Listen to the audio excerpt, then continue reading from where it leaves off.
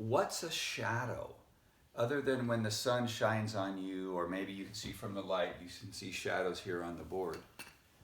A shadow is simply a false narrative, something we're telling ourselves that's not true. And where did that come from? It came from our first half of life. Let's just say, for example, that at age 2, I was given up for adoption. And I was adopted by loving parents. But what am I telling myself about myself that's not true because my biological parents chose to abandon me for whatever reason? That doesn't mean it was good or bad. At age 10, I lost my father in a war, but I felt abandoned. It took me years to figure that out and to overcome that. The point being that a shadow is a story we're telling ourselves in order to medicate, because when we hurt, we medicate. So go back to the axioms in life. Number 1, we're hardwired to connect.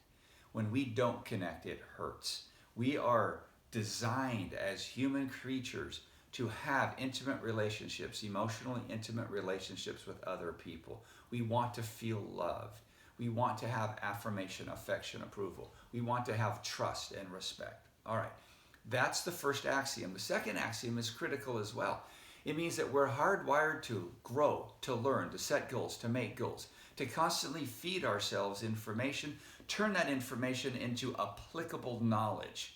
When that doesn't happen, when we move into a dormant place of a self-help junkie, despite we might be reading tons of books, but if we're not growing, if we're not finding deep satisfaction in our relationships, it hurts. And when it hurts, we medicate.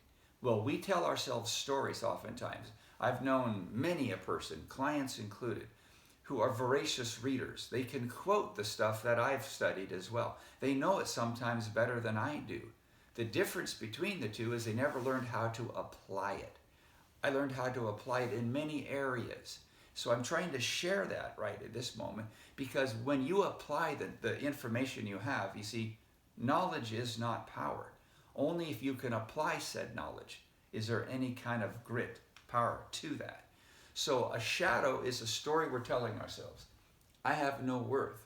Well, if you've been abandoned, then you're going to perceive that people don't love you. I'm not lovable. It's my fault. In the models book, we've got 8 of them, along with the cognitive distortions. I can't have emotional intimacy with other people. That means mutual trust and respect. Remember, hardwired to connect. I don't deserve to have a loving relationship. I don't deserve to have these loving parents. So the children rebel against the parents, and the parents can't figure out what they've done right or wrong. I can never be safe. I'm powerless, helpless, hopeless. You see this everywhere we go. That's political correctness. That's I have to be offended all the time. They're telling themselves a narrative that just is not true.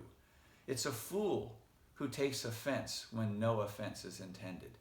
It's a greater fool who takes offense when the offense is intended. And the last one, I'm not good enough. A shadow is simply something you're telling yourself that's not true, that drives behavior.